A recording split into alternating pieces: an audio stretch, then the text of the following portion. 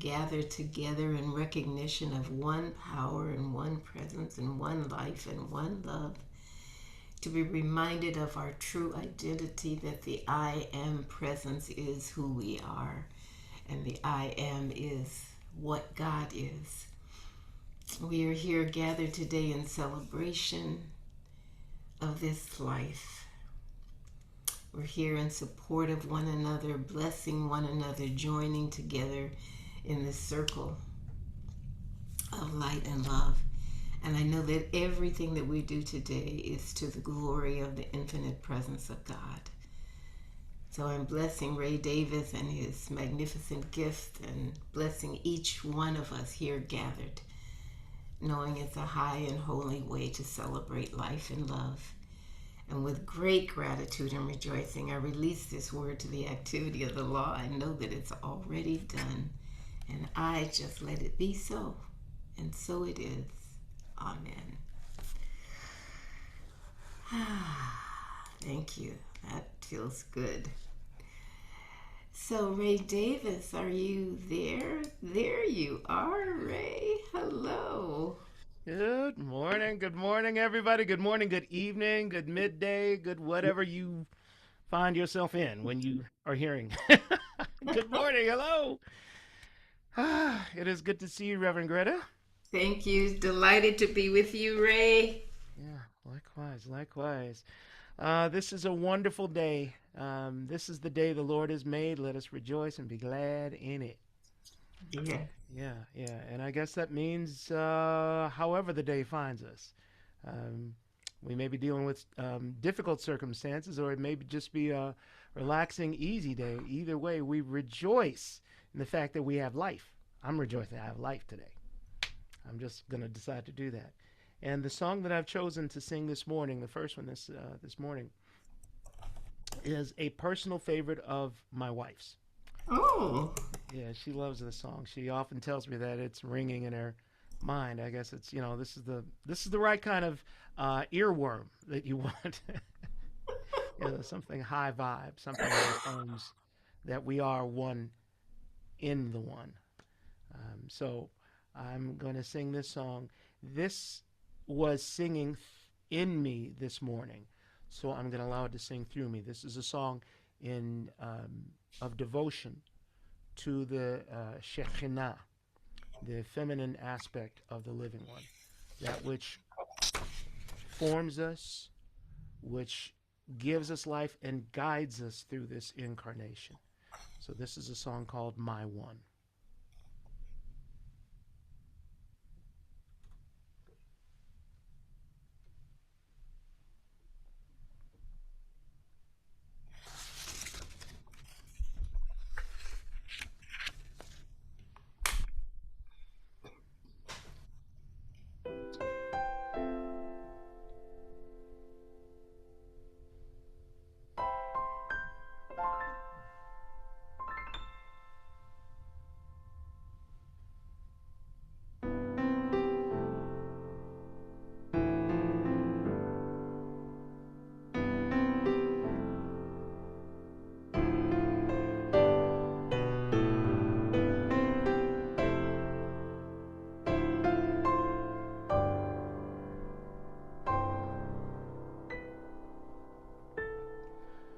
From the fading light of the evening to the growing glow of the day, I am perfectly, perfectly held in your hands, my one. And as the sun ascends to its glory, and in beauty gives its rays, I stay surrounded. For in you I live, move, have my being.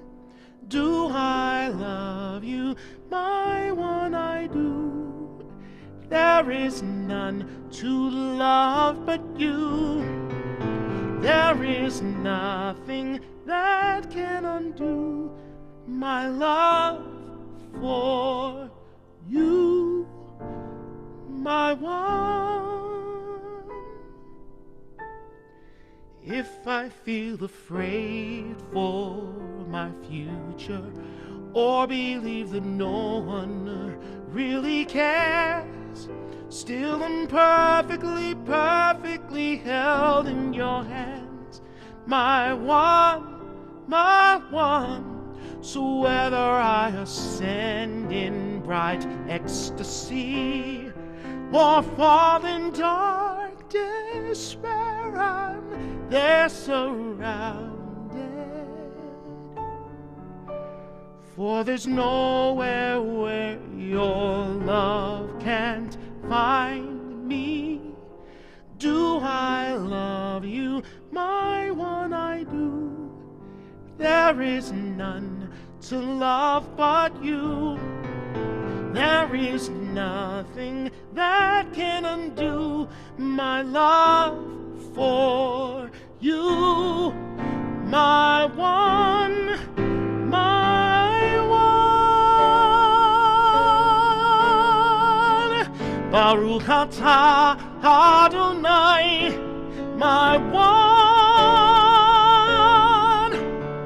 Blessed are you, O living one, my one. There is nothing else to love from below to above, my one. Hear all of creation sing to you, my love, my one.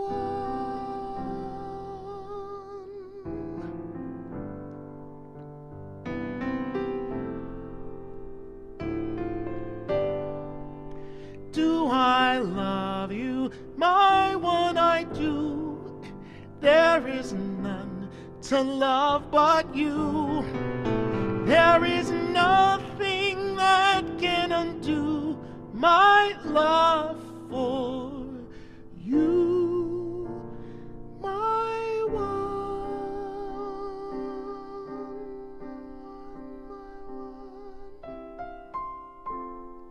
my one, my one, my one.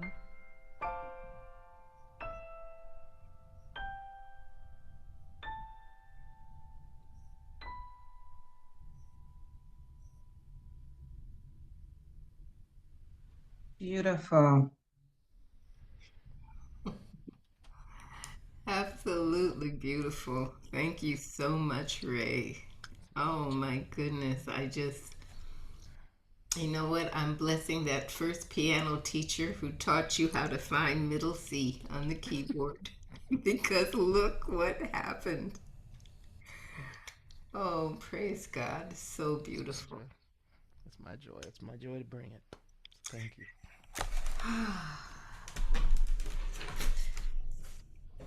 Oh, wow. That was gorgeous.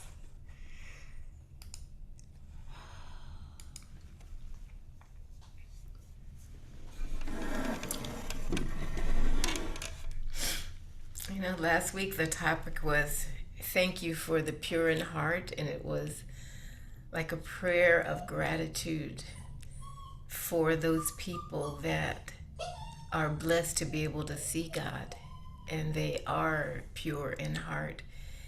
And, you know, it comes from the Beatitudes in the Bible. And I also mentioned the 12 Gates of Emma Curtis Hopkins, who's called a teacher of teachers.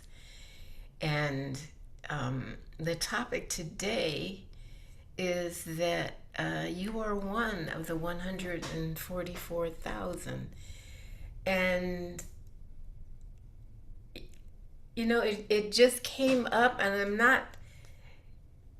there's been a lot of discussion about what it means, what the number means, and what that means about who God is and all of that. But I'm just not taking it in a literal sense, but in a metaphorical sense of what it means, the number of 144,000, what it could mean. And if that could be you, if you could be one of them in the way that it makes sense to your way. So we're just going to explore it just a bit. And this comes because I went to a spiritual conference some years ago, and there was a very wonderful person there. He was one of the presenters, and near the end of it, he said to me, he said, "You're one of the 144,000." And I wasn't familiar with that term. I wasn't really sure exactly what he meant by that, and I did a little bit of looking at it, but somehow it has come up again in my thought about this number of 144,000. And it's mentioned in the book of Revelations, in the last book of the Christian Bible, that there were this group of people that apparently had the seal of God, had the name of God written on their foreheads. And I guess to me it's more like the name of God written on their hearts, in a way that they were protected and they were guided and they were especially loved. And Ray and I were talking about this a little bit before we started, that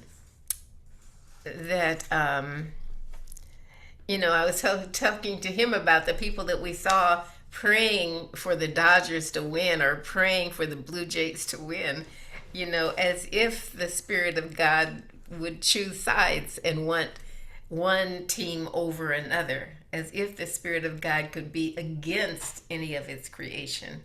And in the same way, as if the Spirit of God could really only love one group of people and other people were outside of its love, when our belief is that God is love and that everything is God in expression. But just looking at this number 144, just taking the 144 part of it, 12 times 12 is 144. And 12 is a number of completeness. It's a number of wholeness, of 12 months in the year and 12 hours in a day, and 12 tribes of Israel, 12 disciples of Jesus, 12 inches in a foot, 12 jurors on a trial, 12 Knights of the Round Table. It's an important number of completion. And this completeness, when you multiply completeness by completeness, 12 by 12, when you do 12 times 12, then you get spiritual perfection.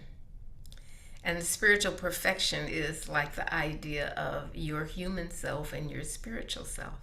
You're a spiritual being having this human incarnation. That is spiritual perfection.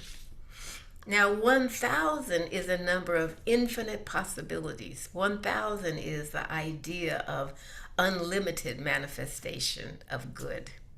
So when you multiply 12 by 12 and get 144, if you multiply 144 by 1,000, or infinite possibility, then you get 144,000, which is the perfection and the completeness multiplied beyond any kind of a limit. So for me, the 144 is not about counting people. For me, it's about a frequency. It's about a vibration that is as high as it can be. And it's not about some people being chosen. Many are chosen, many are called, but few choose to be a part of it. So being part of the 144,000 is people that have chosen to walk in a certain way, have chosen to vibrate at a certain frequency that is higher than what we can see or hear or imagine, but we can feel it. And maybe the person that said something to me about being one of that number, maybe there was something that he felt that had to do something with me doing the inner work, with me having a spiritual practice, with me wanting to be more and more available as an instrument. So, in other words, it's about consciousness. And consciousness is the cause of everything. Everything that we experience is related to our consciousness, where we are vibrating.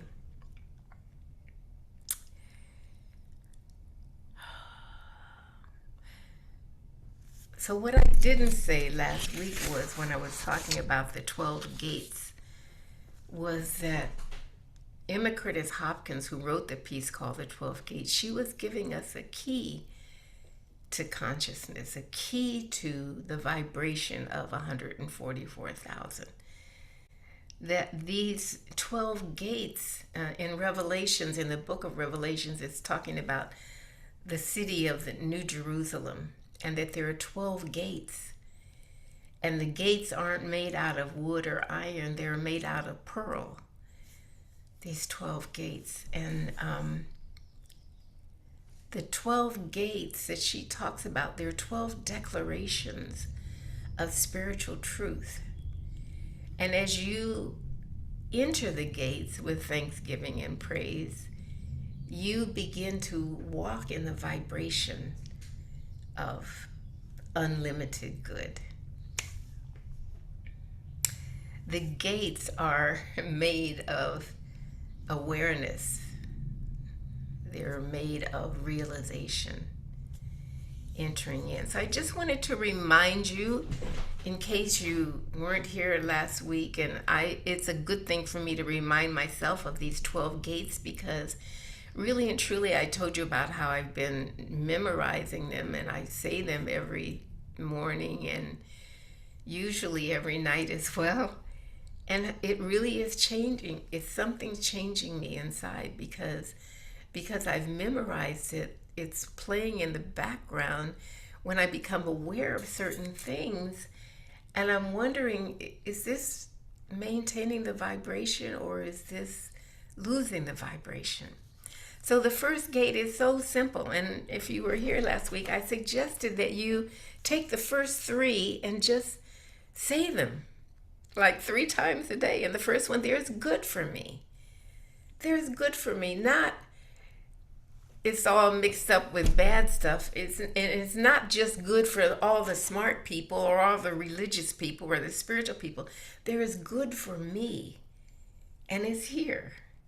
And the second one says there's no mixture of evil in my good. There's not like, yeah, you got ups and you got downs and ins and outs, and bad things happen, but good things happen too. None of that. There's no mixture of anything that is not good in this good that is for me. And when I say me, of course I'm talking about you, because there's only one I am presence.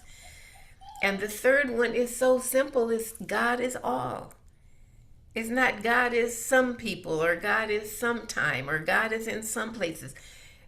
Everything is God, because God is all that there is. There's no spot where God is not, is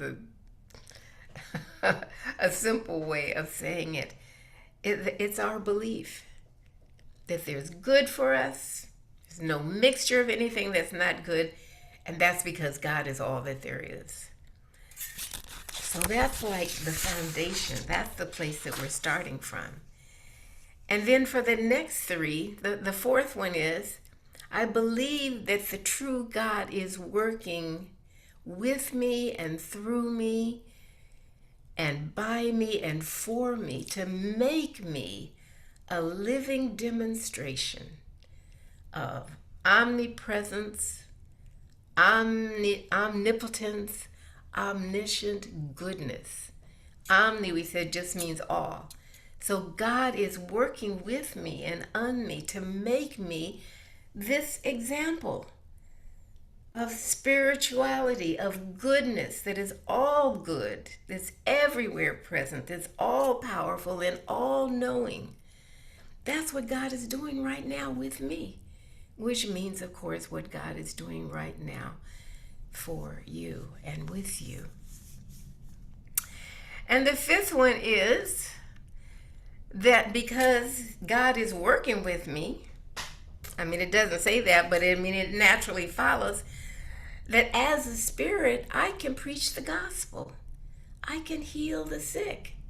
As a spirit, I can cast out demons. I can raise the dead. I can bring life to things that are dead and gone. Those are the things that I can do because the Spirit is working with me to make me this example of goodness.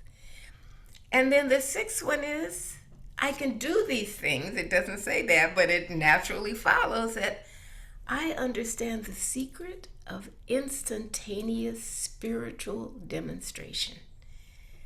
Instantaneous, not slow and steady, one of these days. Instantaneous, spiritual, not magical, not fanciful, of the Spirit demonstration. I understand the secret with God working on me. On my own, I can't understand the secret. It's too much for me. It's too much. I cannot attain to it. But with the Spirit of God expressing through me, there's a vibration that embraces me and fuels me and inspires me.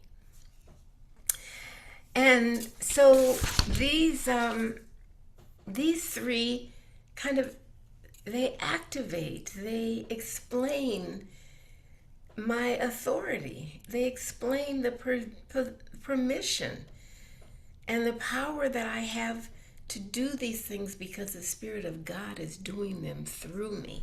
Not that Greta could do this stuff. Oh, heck no.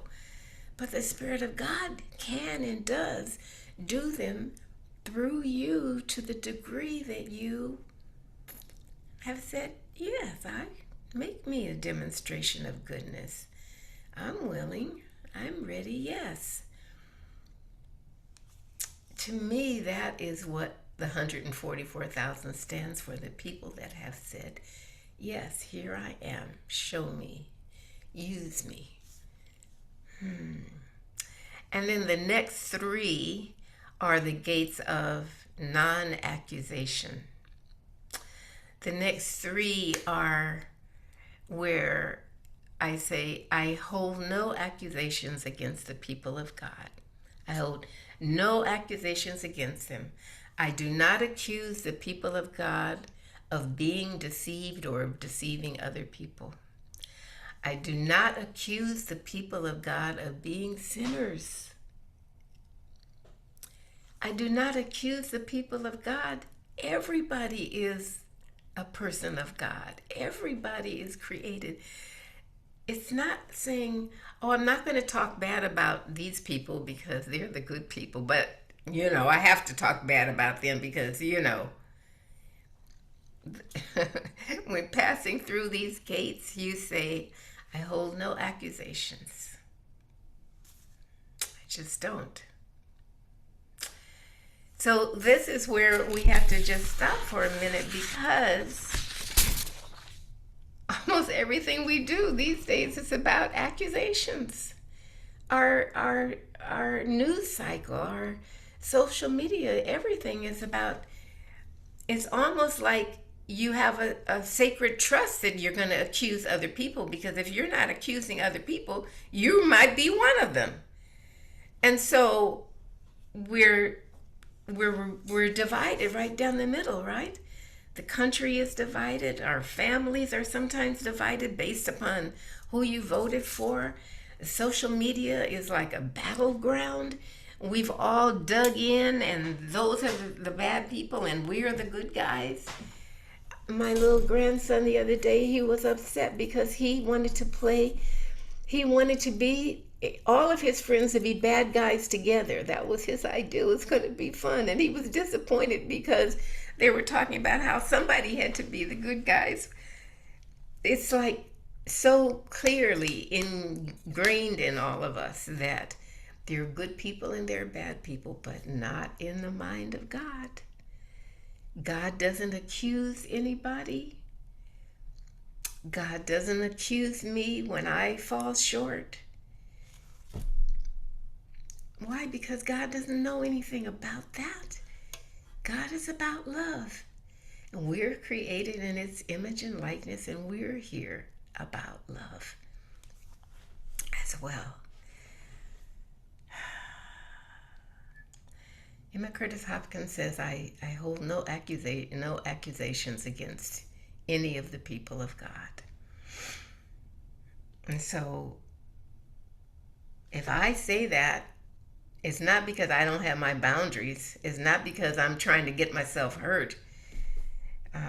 It's not because I'm not willing to stand up for what's right. I am willing to stand, and I do want to keep myself safe. But I'm not going to make you my enemy so that I can do that. Because we're supposed to love our enemies. That's what the good book says. And when we love our enemies, they stop being our enemies. And they start being what they are, which is beloved of God, and which they can be, which is beloved by us.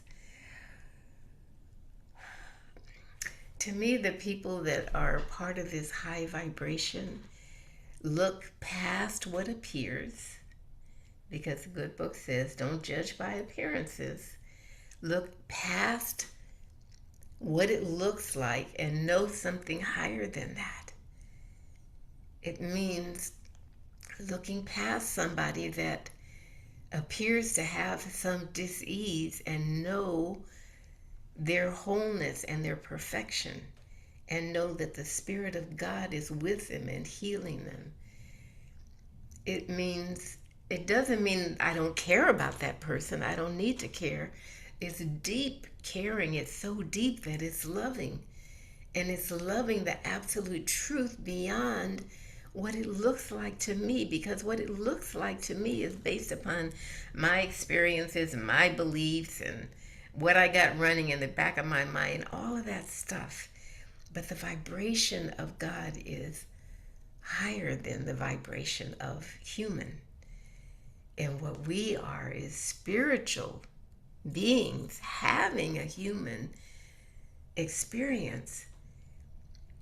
But if we're going to side with something, we can side with the spiritual side and bless and multiply that. And as we do, the part that is less than spiritual just begins to fade, because nobody's paying any attention to it. Nobody is feeding it. From this space that I'm talking about, I see that you're doing something that I disagree with. And I don't agree with it.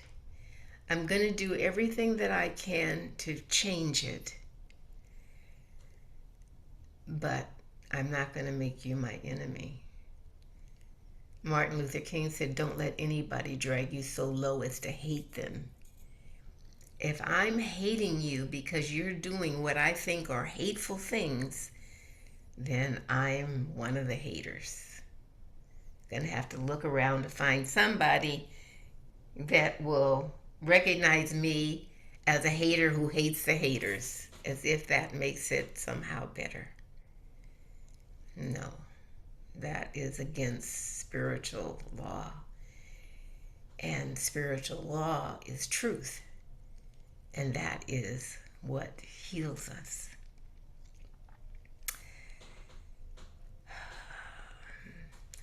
So then there's 3 more gates. I'll just quickly remind you that the 10th one says, I don't believe in a mixture of good and evil in the universe. I just don't believe it. That's why I don't see it, because I know that it does appear, evil does appear, but it's not real. It's not true. It's not eternal. And what I am interested in is what's true and what is eternal, because it's the truth that frees me. So I don't believe in a mixture of good and evil.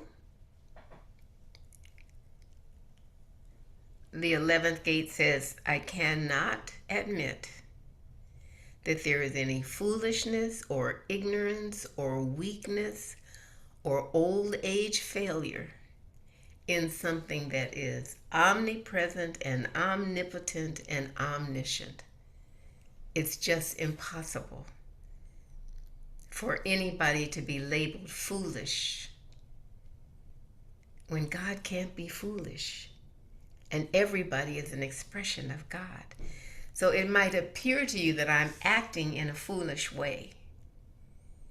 But that doesn't mean that you can call me or accuse me of being foolish myself. Because then you're saying God is foolish. And we all know that that's not true. Couldn't be. So there goes all my ideas about people who act in a certain way. There go all my ideas about myself now that I'm reaching a certain age, and it seems like, oh, well, when you get to be that age, the Spirit of God does not age. The Spirit of God in me is not aging. The Spirit of God in me is eternally youthful. Now, I appear to be different than I did when I was 3, and when I was 13, and when I was 30, and when I was 60, but the Spirit of God in me is alive and well and vibrant, enthusiastic, excited about life, joyful. Yeah, sometimes we say we work for these wrinkles. God has no wrinkles. They're not real. They're not based in reality. Some of these things are pretty awesome to think about, that if I'm going to believe this is true, then I can't keep believing this is true. Because I know it really isn't. It just happens to be what I was taught. And it just happens to be what everybody else is thinking. It just happens to be what everybody else wants me to think. But what am I choosing? Where do I want to live my life? In what space? In what consciousness? Isn't that a choice for me? Yes. Can I choose it? Yes. Choice is the most magnificent gift of all. We don't have to be stuck with who we used to be or what we used to think. And the last gate, the 12th gate, is that the pure soul of every creature stands out ransomed, means it's saved. Ransomed from sin, death, and sorrow by what? Words of truth.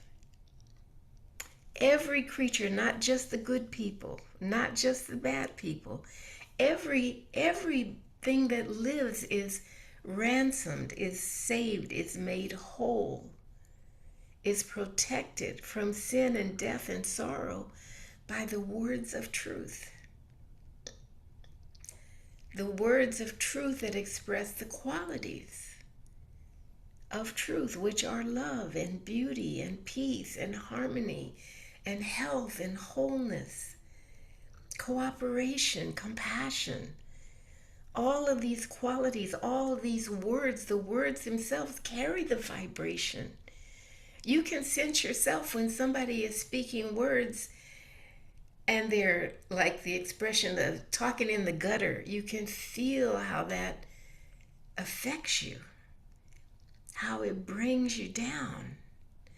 Just the words that are expressing the consciousness. So there are some words that I just can't say. And I'll bet you that there are some words that you just can't say unless you're of a certain mindset. But that's not the mindset of the 144,000.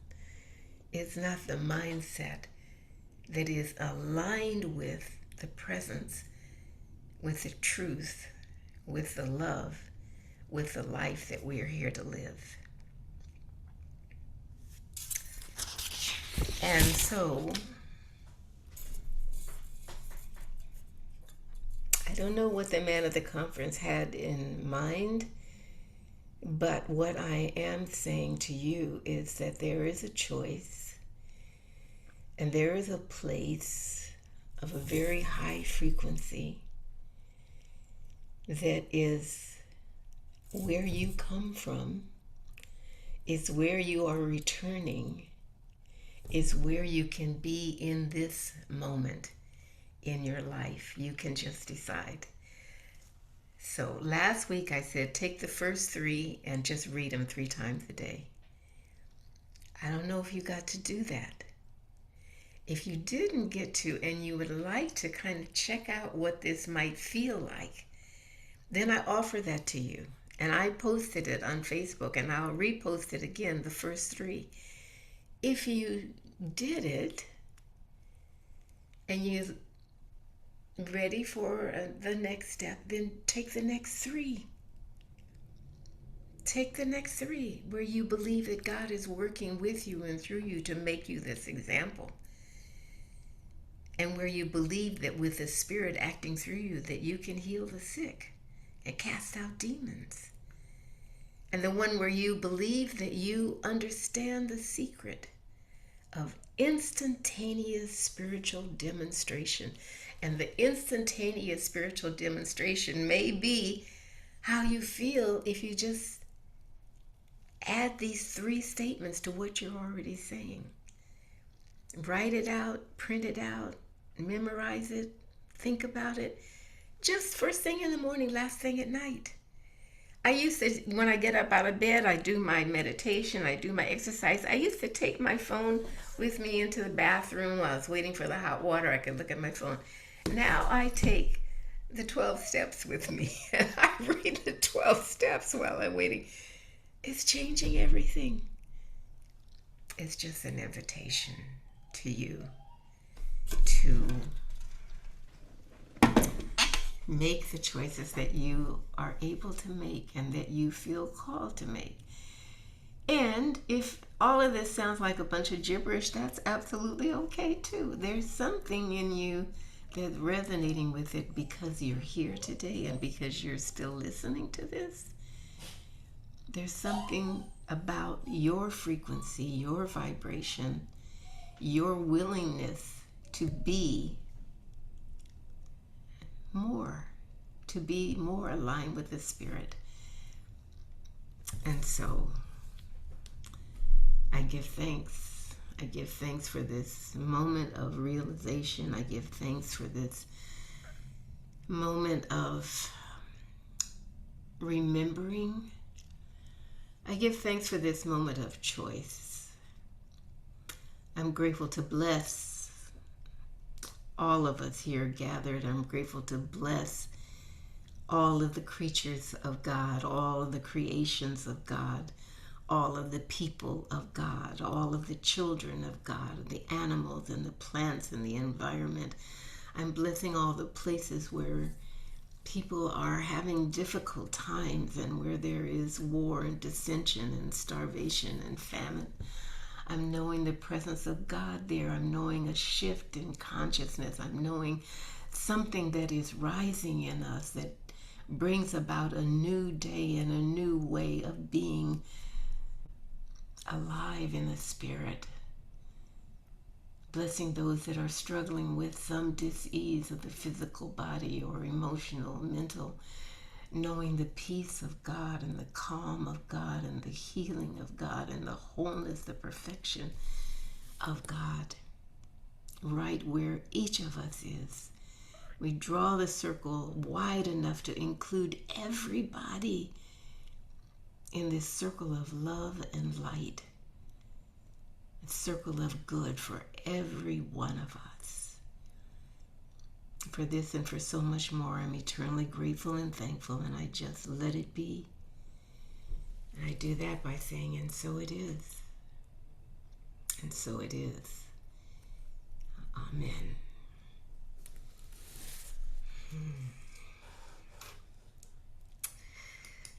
Thank you. Thank you for listening, for being present. We have Ray Davis, and he always knows how to put the icing on the cake, the cherry on the top. What do you have, Ray? A change.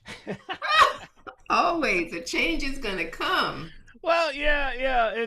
I was appreciating this topic of the 144,000, as I was telling Reverend Greta earlier, that my own background in as a Seventh-day Adventist Protestant Christian, We had a big thing on the 144,000, and the teaching at the time was that there was a select group of people who would be alive at the time that Yeshua returned, who were sealed, had the seal in their forehead, and were guaranteed straight away, to heaven.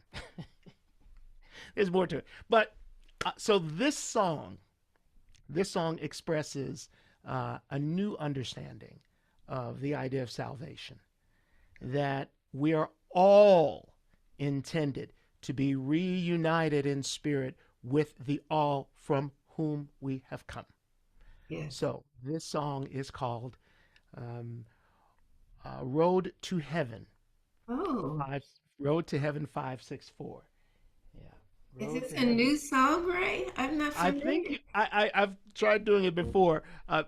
Playing with the keyboard is a little funny with this one, so I'm going to use a track and I'll play a little bit. But Okay, all right. Thank yeah, you so but yeah, much. yeah, yeah. This is a good song.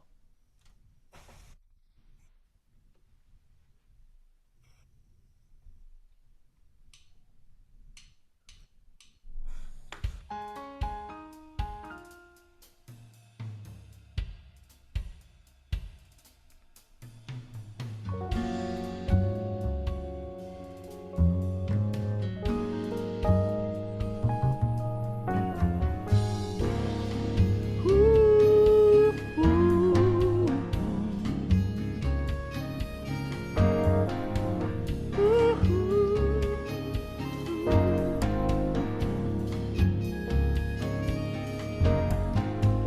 Many are called, but few do choose to walk that narrow road into heaven.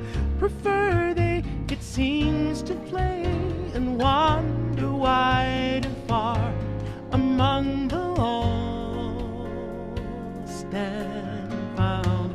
I wonder if they've heard the news that every road is the road into heaven, even as we pretend to see our inner light as darkness all around. Good news, the road we're traveling on has only one destination. We're already welcome. We're already welcome there. We're already welcome, for the road to heaven begins and ends within.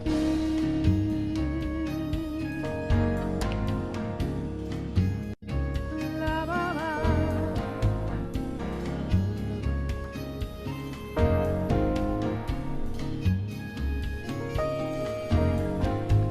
I used to question if I too was living life that would fit me for heaven.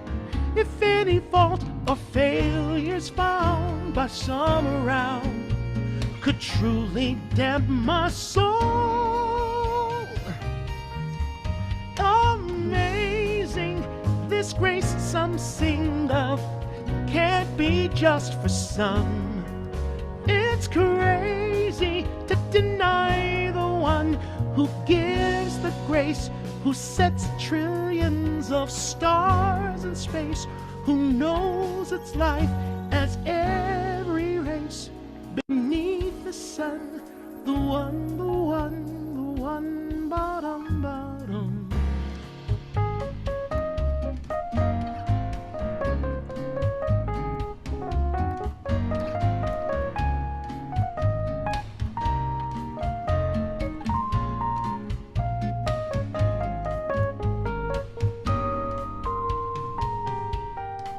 Good news, the all of the living one for us has one intention.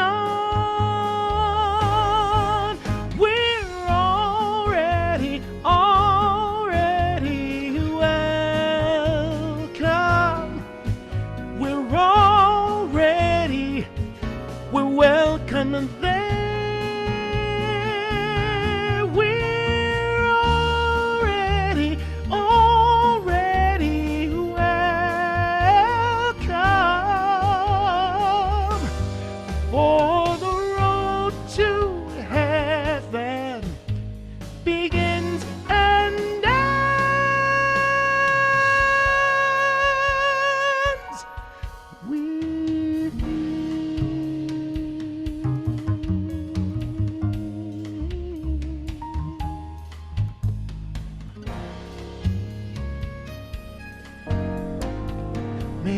are called, but few do choose.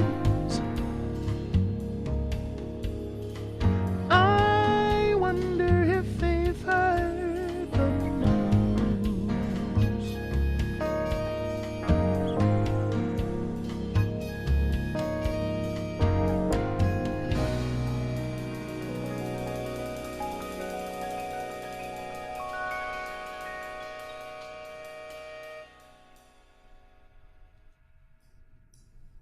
Oh, Ray, that was quite remarkable.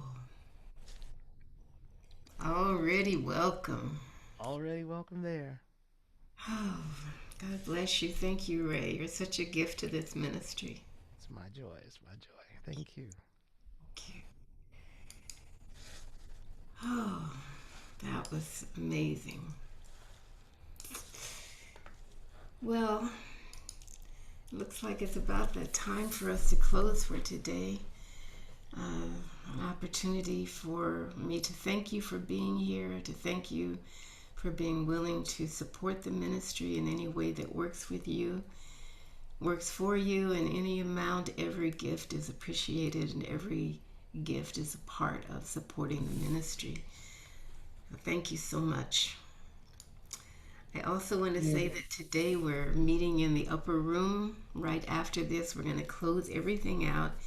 And then using the same Zoom link for the people that are on that want to come back, or people that are looking on Facebook or YouTube, if you would like to join. We're just going to take about 20 minutes for just sharing, asking questions, making comments about the service or whatever it is that you're experiencing right now. And all are welcome to that immediately following this. Thank you again for being here. I know that Ricky's doing her devotional today. Ricky Byers in the Big Blue House at her home. You can go in person if you're in Los Angeles, or join her on Facebook or YouTube. Have a wonderful week. I will post the 12 gates are still up, but I'll post the first 6, and you can choose to do the first 3 if you want, or the first 6.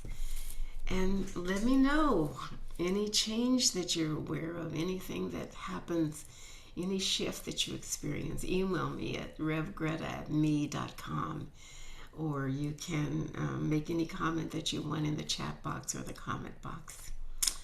Thank you.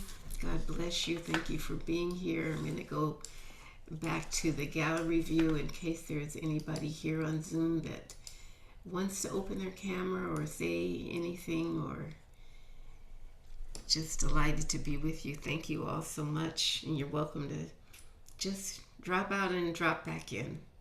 Have a wonderful week. Thank you. Thank you, Connie. Bye for now. Bye-bye. Bye-bye.